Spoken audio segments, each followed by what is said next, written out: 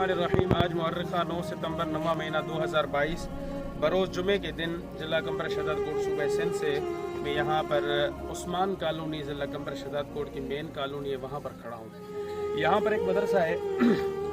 इस मदरसे का जो खाने पीने का इंतज़ाम था वो इस गोलाई आबादी के ऊपर था, मगर इस आबादी के अंदर पानी जो आ गया है तो लोग यहाँ से ख़ुद बेचारे भूखे मर रहे हैं और ख़ुद यहाँ से निकल कर दूसरे इलाकों में चले गए हैं। तो इस मदरसे के लिए खाने की अशद ज़रूरत थी, तो मैंने आज सोचा कि मैं ख़ुद जाऊँ और वहाँ पर मैंने अल्हम्दुलिल्लाह खाना भी पहुँचाया अभी।